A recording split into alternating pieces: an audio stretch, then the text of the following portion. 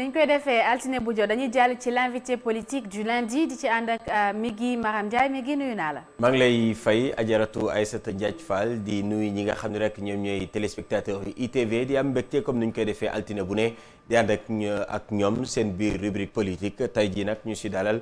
kenn si kàngamu politique yi fii si biir Sénégal muy Samba Sy moom mooy njiital parti bi nga xam ne rek moom moo di PIT waaye it jëwriñ la sa gouvernement bu jiite réew mi Macky Sall di jëwriñ bi nga xam ne rek moom la ñu dénk wàllu liggéey wàllu dialogue social waaye it dox diggante yi jëm si wàllu institution yi moom la ñu ko dénk Aïssata. Très bien Samba Sy donc dit monsieur le ministre Samba Sy du dialogue social et des relations avec les institutions du secrétaire général bu PIT ñu ngi lay nuyu bu baax a baax di la dalal. maa ngi lay fay Aïcha di nuyu Migui di leen di gërëm di leen di sant ci teew. alors mooy actualité Sénégal jamono ji moom moo jëm si wàllu mbas mi di coronavirus mu doon mbas boo xam ne daanaka ëpp na juróomi téeméeri doomu aadama yoo xam ne rek tey ji ñàkk nañ ci seen bakkan waaye bés ni ki tey la lii di couvre-feu war a jeex Sénégal maanaam bañ ko jëlee fukki fan ak ñaari mat na tey alors lan mooy suite bi tey sa gis-gis yow. jàpp naa ne li jeexul mooy li waraloon couvre-feu bi li ko waraloon mooy mbas mi nga xam ne tudd nga ko mu jaaxal àddina yépp ñu jot si depuis le 2 mars 2020 ñu nekk nag ci période boo xam ne nekk na période bu diis bu jafe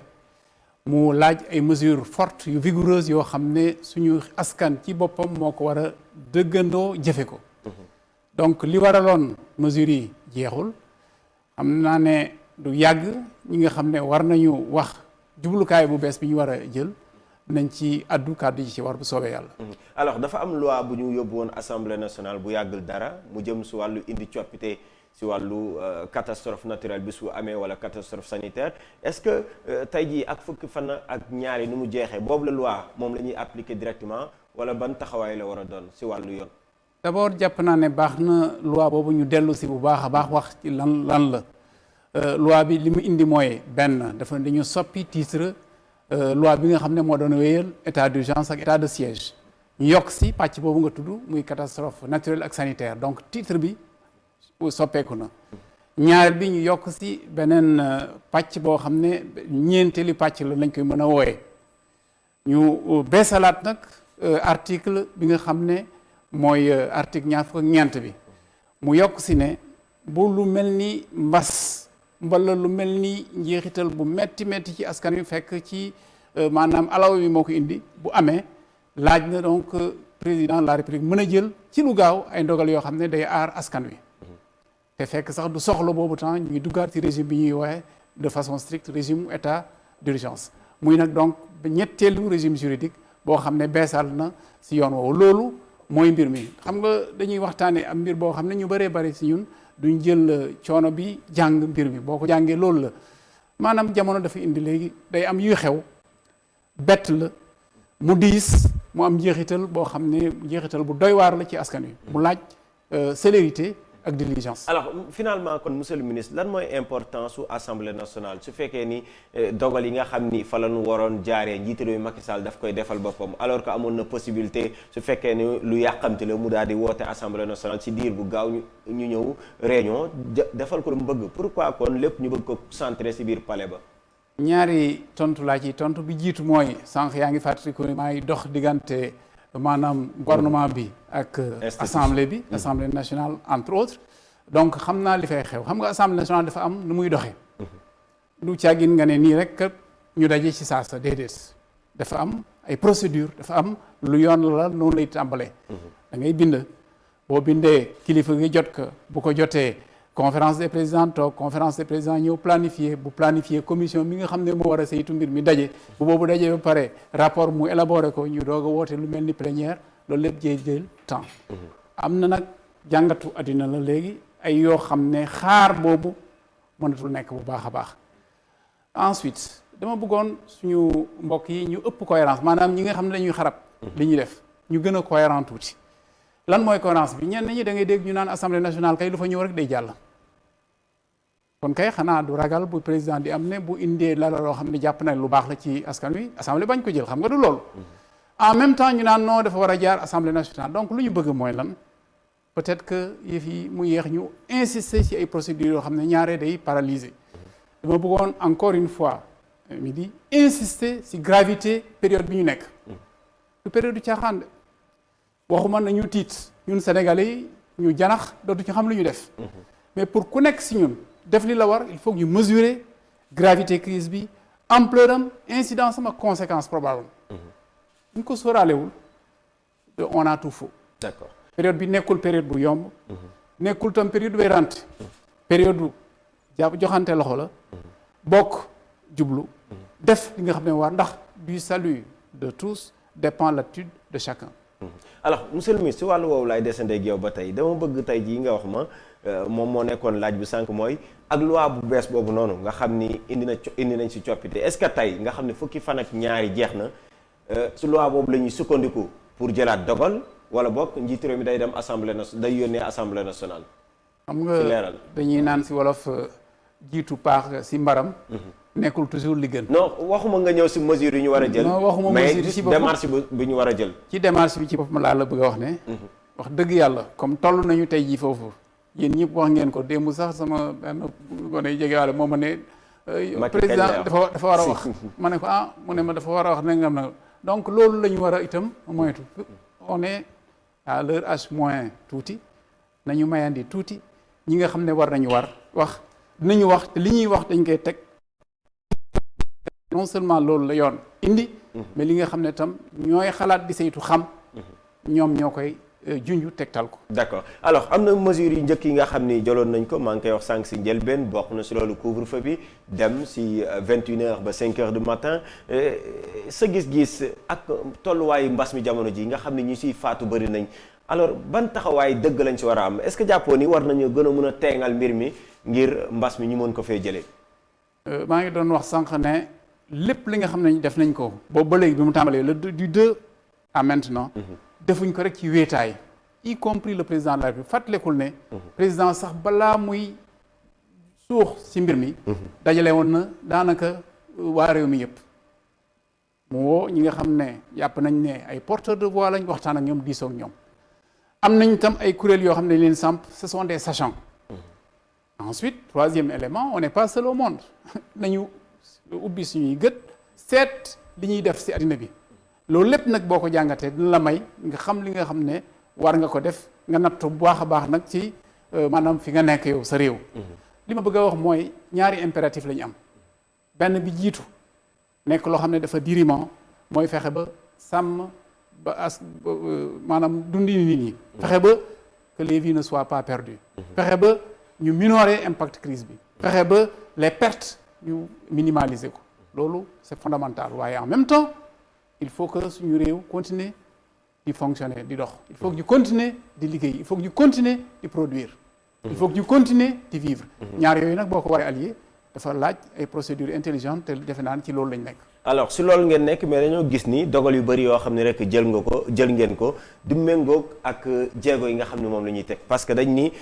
si crise sanitaire lañ nekk dañ ni l'heure est grave le président l'a rappelé dernière fois ba muy génn mais en même temps am na école yi ba tey ñu ngi leen di bàyyi ñuy ibbi bërëb yi ñuy jaayee ba tey ñu ngi fees dell ak nit ba tey oto yi ñu ngi woy di fees est-ce que tey foofu noonu discours bi ak acte yi nekkul loo xam ne dafa méngaloo si réew mi. def naa y a un effort qui est fait.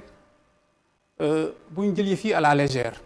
en même temps que ñu ngi wax ne oto yaa ngi fees en même temps yaa ngi dégg ñi nga xam ne ñooy wéy ci wàllu li ñuy wax bi ñu téye circulation bi dëkkoo dëkk limité bu baax a baax de manière très sévère nombre bi war a nem ci biir oto yi dégg nga li jolli ci ñi nga xam ne ci boobu la ñuy dundee école bi ñu ne dañ ko tëj parce que loolu la jamono bi laajoon tëj ba wéyee na lu gudd yàgg loolu du ñàkk mu am incidence si njànginu gone yi ndax toogaay juróomi weer ñeenti weer jàngoo ko waroon ko jàng doone rek dañ koy passer à perte et profit donc nekkul yoo xam ne dañ koy jël à la légère encore une fois étude fine étude fondamentale étude avec des sachants mais école bi gis nañ ci ay cas monsieur le ministre ay cas tàmbali naa juddu si école bi ay tout tànk ñoom ñoo fa nekk tout tànk yooyu ñooy ñibbiwaat dem jox jàngoro ji seeni waajur est-ce que tamit jotul comme ni ko Mamadou Diagne Fada gisee it jàpp ni war nañoo mën a tëjaat école yi ba situation bu mën a normal boobu pour suñuy kaaraange doom boobu xalaatu kenn la ci askan wi dégg nga tam yeneen i xalaat. yow lan moo sa xalaat en tant que jiital PIT? sama xalaat man personnellement. PIT waaw. ci biir PIT li ñuy def mooy. xalaatu Samba Sy dañ koy boole xalaatu ñeneen yi nga xam ne moom la bokkal ay kuréel. mu am baatu PIT. xalaatu Samba Sy ci biir gouvernement bi dañ koy boole ci waxtaanu waa gouvernement bi ñu ne lii la gouvernement bi gis. moo tax man la nañu moytu. ci période bi ku nekk si ñun ñu talal la micro nga ne man day jàpp naa lii moo war moo wax la loolu tey suba keneen ku bokk ci kuréel bi ma bokk ñu wax la leen muy wax yoo xam ne yu féewaloo la j'ai dit tout à l'heure que li ñu war mooy ñu am unité de destination. ñu am homogénéité ci li ñuy jëfandoo. loolu nag dissonance de prise de parole yi. à partir des acteurs yoo xam ne jàpp nañ leen war nañu wax loolu moo koy indi donc may leen ñu. d'accord ñu diisoo ba ñi nga xam ne ñoom ñoo xam bu ñu wéyalee dara ñu jéem a sukkandiku seen kàddu en dernière instance qui tranché. mooy président de la République. d'accord alors monsieur le ministre du travail la ñuy waxtaanal alors ñëpp xam nañ ni coronavirus am na ay njeexital si liggéey fii si biir Sénégal loolu kenn doot ko natable tey suñ doon xayma si wàllu liggéey parce que njiitu réew mi si conseil des ministres ba Bass ma ñëwee waxoon na ko nañ fexe def lépp ba daal di sàmm li nga xam ne rek moom mooy liggéey ñàkkul ne am na ñoo xam ne ñàkk nañ seen liggéey tey jii soo ñu doon indil si ay lim di xayma ñaata doomu Sénégal tey jii ñoom ñoo ñàkk seen liggéey si mbas mi. booy fàttaliku bi mbir bi tàmbalee ordonnance bi président njëkk a jël mooy ordonnance bu nga xam ne day tere dàq liggéeykat du fait de la pandémie. encadrer chômage technique bi ne même bu fekkente mënut a ñàkk dañu ne bërëbu liggéeykaay bi ay la yoween mënatul fonctionner ba ñi fay liggéey nañu toogandi bu ñuy toogandi quand même nañ leen jox juróom-ñaar fukk si téeméer bu ñu leen di doon jox. ñu wéyal ko durant toute la période de l'état d'urgence. loolu mooy wane maanaam volonté bi ñu pour préserver le travail yokk si ne dañoo diisoo ak njaatige yi maanaam ñuy xëyloo ne leen jafe-jafe am na. waaye nañu moytu dóor fi mu gën a yombe ñu fexe ba liggéey bi ñu jéem ko joyanti fi lu mel nii ay travail boo xam ne dañ koy organiser rotation ñu def ko fu télétravail mën a samp ñu def ko foo xam ne mën nañ jox waa ji congé fekkoon ne congé am ñëwagul waaye am na ci droit ñu jox ko mu toogandi ñu jox ko ñu bañ a jéem a dal si liggéeykat yi leen di wàññi loolu wax nañ ko njaati gi déggal ñu ko ñu jéem a wéyandoog ñoom ci lu yàgg am na lu ëpp maanaam ñaar fukki junni liggéeykat yoo xam ne wax dëgg yàlla dem nañu chômage technique waaye seen patron ñoo ngi leen doon buwee ci période yooyu ci période état d'urgence bi nga ne ma nag léegi fu ñu ci toll metti na moo taxoon ma naan il faut que nous ayons à la fois éthique conviction ak éthique responsabilité bàyyi di wax rek di sànni bërëb bu mel ni bërëb yi nga xam ne foofu la ñuy dalal nit ñi leen di accueillir muy ay hôtel nga xam ne dañ bërëb yoo xam ne dañ fay togg di jaay bërëb yow ku wax ne tey sonnuñu da ngay wax lu la neex kenn dematul kenn dikkatul donc ñi doon wàcc ci bërëb yooyu wàccatuñu ñi doon jógee bitim réew jógeetuñu bitim réew te yëf yaa ngi commencé gudd lan moo ñu war a may ñu am ay solution yu intelligente ci période bi ñun de ministère du travail dañ ne li ñu war a wéyal mooy li ñu naan le dialogue social gouvernement bi employeurs yi liggéeykat yi ñu toog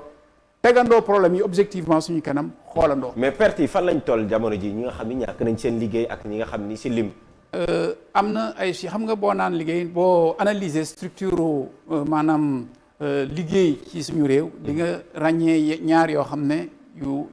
jara bàyyi xel la benn bi mooy. ñiy liggéey ci champ bi ñu naan formel. ñooñu nga xam ne dañ nekk si entreprise yoo xam ne weer wu nekk ñu fay leen ñu yore bi lu am na waaye nag ñi ëpp si liggéeykat yi. seen liggéeykatu coobare bopp la noonu lañ leen mën a wooye mooy dañuy xëyal seen bopp li ñuy am ñoom ñoo koy amal seen bopp et cetera c'est des indépendants dañuy taaba ñooñu ci bare bari mbir mi xam laal na leen sonal la leen ñi nekk ci champ formel bi mesures yi ñu jëloon bu tey préservé na ci lu bari gaa du ñàkk saa laa nga dégg ay coow waaye lu ci ëpp entrepreneur ak seen travailleurs ñu ngi ànd ba léegi waaye nag concrètement fi ñu toll nii ku ne jafewul ci ñiy liggéeyloo jafewul ci ñiy xëy da ngay wax loo xam ne moo la neex xanaa amul xayma monsieur le ministre liggéey bi nga xam ne yéen a ngi koy def amul xayma ñu xam tey jii ñaata doomu Sénégal ci première vague bi ñoo si ñàkk seen liggéey ñaata lañ yóbbu chômage technique deuxième vague bi ñu duggee tuddal naa la si chômage technique bi nee naa la ci suñu estimation semaine bu nekk dañuy am lu ñuy naan un bilan bu ñuy def nee naa la lu ëpp ñaar fukki junni doomu aadama ci chiffres yi nga xam ne la ñu mujjee woon am. chômage technique boobu yóbbu nañ leen. ñoo ñàkk seen liggéey carrément ñooñu. léegi nag ci biir ñàkk seen liggéey perte ko nii de manière concrète. amuñu xayma boo xam ne daf ñuy may ñu ne ñii ñàkk nañ seen liggéey ndax dañ leen a daax wala loolu parce que tam yëf yi demeewul noonu. boo ñëwee man di may sa liggéeykat nga bëgg a ne fi mu nekk nii yëf nii xat na da ngay toog dama lay wéy du ñëw rek ñëw nga. nii rek comme saxañ ma sànni dafa am foo xam ne fa lay jaar. donc études yooyu ñu ngi ci n'est-ce pas pour mu génn waaye. d'accord oui. alors da ngeen si benn wàll woo puisque amuñu lim yi da ngeen ni daanaka ministre de l'emploi sax moo ko njëkkoon génn ab communiqué pour wax nit ñi nañ dem télétravail maanaam di ko invité ñi nga xam ne ñoom ñooy administration bi alors mais ak télétravail boobu monsieur le ministre fii si biir Sénégal est-ce que suñu réew noppi na ngir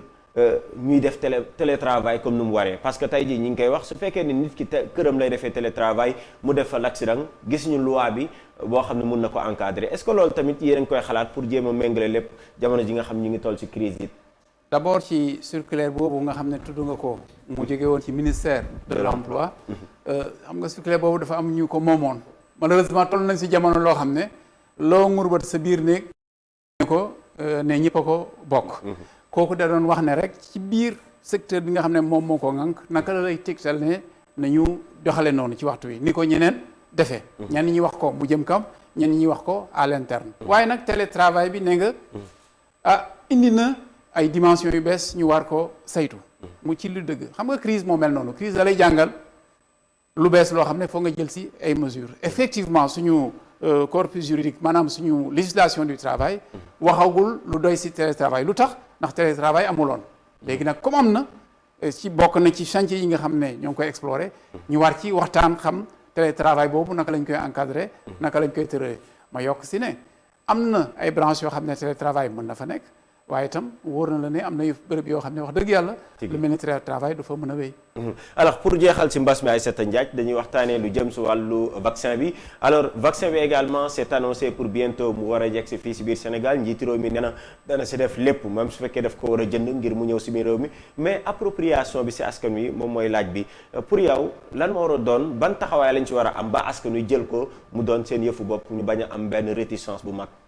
li ci jiitu mooy ñu bàyyi ñi nga xam ne ñoo ci war a wax ñu wax ci li bon mooy ku nekk nga érigé wu en spécialiste et compétent en tout di wax si lépp ñaareel bi mooy ci li ma jàpp ñu seetlu ne wax dëgg yàlla boo gisee ne suñu espérance de vie yokku boo gisee ne quand même maanaam longévité bi yokku boo gisee yu facteurs yooyu yëpp c'est que dafa may progrès yu am dans le domaine des sciences et des connaissances bokk na ci biir médecine aar yi nga xam dañ koy aar doomu aadama yi di jëfandikoo li ñuy tuddee vaccin muy loo xam ne lu fi taxaw la donc lu ñuy nar a may ñu contenir pandémie bi mooy effectivement ñu engouffré wu ci pistu vaccin bi avec toute la responsabilité évidemment bu ci war a àndal ndax tam ñiy décider jàpp naa ne li ñu bëggal seen askan mooy li gën mais naka lay yombee ak askan wi nga xam ni confiance bu mu am par exemple ci ñu yor mbas mi depuis le début de plus en plus dañuy constater ni confiance boobu dafay dañ ndaxte dañuy gis tax leen masque yi ñu bëri bàyyi barrière yi ñu daanul vaccin bi ñu bëri yaa ngi koy dégg kenn du leen vacciner la ñuy wax ñu bëri sax jàpp ni peut-être il faut que kilifay joxe le bon exemple njiitu réew mi ministre yi est-ce que yow lan mooy sa gis-gis ci wàllu woowu. d'abord que ñi jiitu joxe le bon exemple defe naa ne exigence bu normal la. te ñu ngi ciy béy seen waar li ci benn. deux mooy njiitu réew Macky Sall absence de suivi de ce qui est demandé. je pense que là aussi war nañu gën a juste effectivement li mu yàgg moo tax ñi ñuy xaw a toqi loo xam ne nag c'est dangereux pour nous on en fait l'expérience à la dure tey jii nii sol masque bi ñu ngi koy digle c'est vrai que de pas bu distance yi amul ñenn ñi ni ñu koy defee mbala sax ni ñu koy yore posé na problème bu ñu renoncer nañu continuer di wax ak ñoom képp koo xam ne da ngay jàngale ngay pencher aussi les phénomènes de changement de comportement xam nga ne c'est pas des choses qui se décrètent suñu peuple suñu askan ak ñun nu ñu tabaxoo am na nu ñu nekkee noo xam ne yenn yi pour ñu dugal ko suñuy biir bopp yi dafa laaj ñu continuer di ko wax di ko waxaat est-ce que yaa ngi xalaat liggéeykat yi ci vaccin yi ban taxawaay tey ji yow est-ce que d'abord noppi nga pour ñu vacciner la pour képp kuy liggéeykat mën a roy ci boo ma laajoon ndax est-ce que mos naa vacciné wu sama àddina ak ñaata vaccin laa jëlagum moo doon gën a yomb kay maa ko def depuis toujours ñàkku nañu ay comme akay ba ñaan sénégalais yi am sama at ñooy fàttaliku di vaccin yi ñu doon def contre entre autres def nañ ko defaat ko mais bii nag mu jëriñ ñu lii di ñëw nii parce que man nag gëm naa suñu borom waaye gëm naa ne yàlla daf ñu dénk xel pour ñu utiliser ko c'est-à-dire que man je ne comprends pas que ñu verser dans l'irrationnel donc bu xam ne ñoo xam ne bu ma feebaree ci ñoom laay dem di faju ñoo ma ne lii moo la yaar dañ la koy jox ma toog ma ne du ma ko jël loolu moom du ma ko def ndax ce serait irrationnel et je veux non seulement continuer à vivre mais je veux que ceux que j'aime que ceux que je chéris que mes compatriotes survivent n'est-ce pas et restent pendant très longtemps sur cette terre voilà pourquoi non seulement man buñ ma nee jëlal dinaa jël non seulement dinaa jëlloo ñi nga xam ne yaakaar naa sama kàddu mën na dara si ñoom mais ñi nga xam ne dañuy déglu dinaa leen ñaax ne wax dëgg yàlla nañu xam ne li xel xarala science indi ko tey ñu koy jëfandikoo moom ma ñu may ñu dugg si avion mu ñuy may ñu am waxtaan wi nga xam ne ñoo ngi koy am maag yow ñu di ci jot ni ñu ciy jote pas seulement ci Sénégal mais feneen wax dëgg yàlla jàpp naa ne il faut continuer sur cette logique là d'accord au lieu de verser dans des choses yoo xam ne c'est de l'obscurantisme d'accord alors parlons politique monsieur le ministre ak d'abord parti bi nga xam ni moom nga jiite muy PIT suñu ne PIT xel yi tamit day dem la Amath Dansokho ñu ngi koy ñaanal baax a baax alors monsieur le ministre PIT le 3 décembre dernier gis nañ am na ab daanaka courant bu judd lu ñu naan lu matt yeneen parti yi matt na it sa parti mu doon ñoo xam ni jóg nañ taxaw parce que jàpp nañ ni yoon bi ngeen jël jamono ji ci biir Benno Bokk Yaakaar du yoon bu baax bi alors naka nga gisee romu boobu am ci biir parti bi te Abdou Karim Ndiaye nekk ci coordonnateur bi. ma bëggoon relever que depuis bi ñu commencé ñu waxtaan wi. on n'a pas fait autre chose que parler de la politique. bu fekkee ne politique. mooy fexe ba jéem a tabax sa réew. jéem ko defar. loolu bi ñu commencé waxtaan ba léegi ñu ngi woon ci biiru politique. nga tudd Amath Dansokho ñaanal ko maa ngi lay gërëm di la sant. di ko ñaanal di ko xalaat.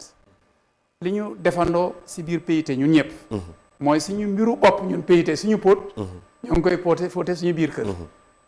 déet bii moom ay kuréel bii moom génn na monsieur le ministre dooleel PIT ngir defaraat réew mi moom nekkatul loo xam ni seen biir la nekk am na mémorandum bu génn le 3 décembre ba askan wi teg seen gët donc nekkatul póotum biir. ma ne la. li ñuy toxtale man mi lay wax ni. ci biir PIT romb naa si ñeent fukki at. boo ko génnee sama at li ci des du bari. li ñuy toxtale mooy li nga xam ne dañ ko war a waxtaanee ci biir PIT lañ koy waxtaanee. ku nekk si ñun da nga bokk si ay kuréel am nga fa liberté wax sa xalaat nu mu la neexee waaye li fay déterminant mooy xalaatu kuréel ba xalaatu kuréel bi rëy bi nga xam ne moom la ñu am noonu la ñuy doxale je rappelle simplement des principes donc nga may ma wax la ne wax dëgg yàlla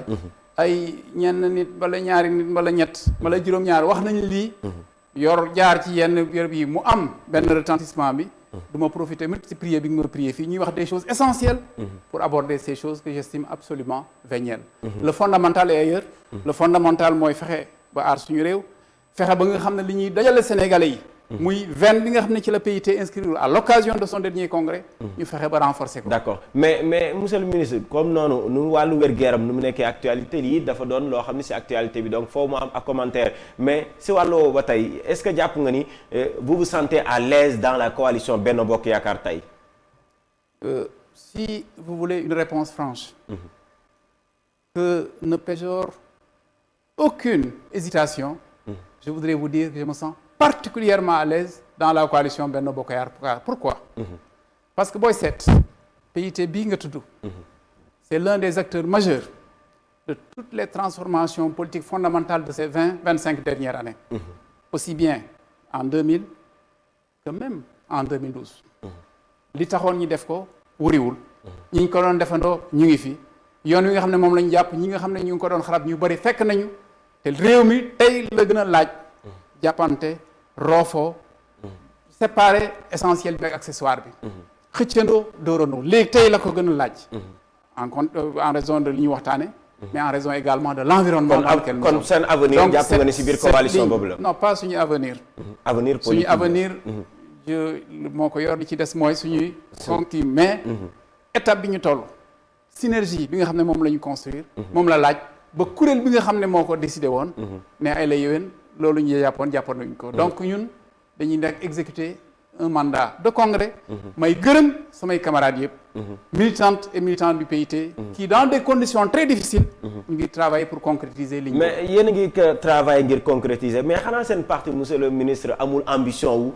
jël réew mi yéen parce que dañu leen gis depuis ay at a ngi yéen a ngi topp ci benn candidat topp ci benn coalition sans pour autant yéen ngeen am ambition parce que yéen yow ak ñi nga ànd tey jii bokkoo leen gis-gis su wàllu politique ni ngeen di doxalee yéen ñëpp xam nañ fi ngeen féete ñoom itam gis nañ fi ngeen féete mais ba tey yéen a ngi ànd naka la ànd boobu naka ngeen mën a àndee taw yéen bokkoo leen gëm-gëm ci politique ni mu war a doxee. Tourner autrement mi ngi sa question mooy quelle est la finalité de l'action politique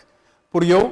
wala pour yow bi nga xam da ngay amplifier benn gisin. mooy kii politique dafa war a yor. lenge yi yor. non dama laaj rek man dama samp laaj rek ba xam am ngeen ambition wala amoo leen ambition. dama ne ambition ñenn ñi ci nekk ci politique mooy yor réew mi. gouverner pour man question fondamentale bi ñu war a poser wu mooy finalité action politique est-ce que loolu la rek egg ci lenge yi rek naa diriger. mbala est-ce que politique action de transformation la. ba même bu bi ngi jiitee fekk Samba jiitewul. Samba mën a fexe ba li mu bëggoon moom ci réew mi ngi jëfal ko def ko. loolu mooy suñu problème loolu di benn. suñu ambition c'est pas que nañu fal fondamentalement X ou Y. mais que yi nga xam ne jàpp nañ ne war na samp ci réew mi mu samp. loolu moo ñu wute ak ñu baree bari nga ne nag comme ñii lee lañu ñee nekk nii ñee nekk est-ce que ànd boobu war na mën a nekk. ma tontu la lii bu fekkente ne yow yaa ngi jëm Podor j'espère que xam nga Podor féete ci réew mi Podor baax. soxna si jëm Louga man ma jëm Ndar est-ce que mën nañu bokk oto wala mënuñu bokk oto. war nañoo mën a bokk ndax lépp si woon. bu ñu eggee moom mi wàcc Louga mu wàcc Louga ne ñu gars yi kat ba beneen yoon.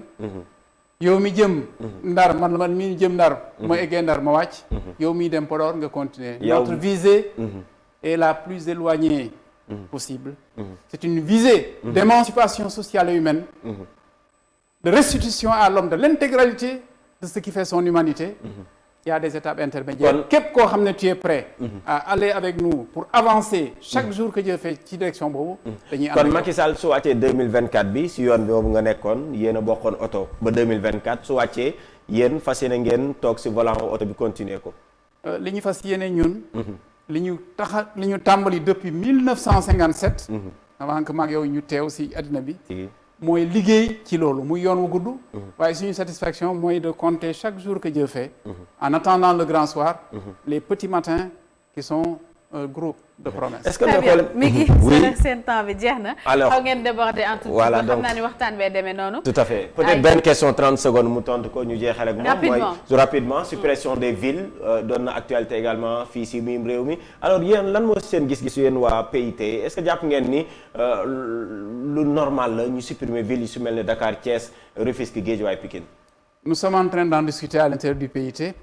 bu ñu amoon préconisation bu ñu def mooy continuons à en débattre à l'échelle du pays pour voir li gën ci suñu réew. le débat la ñu war a privilégier donc waxtaan ba le dialogue.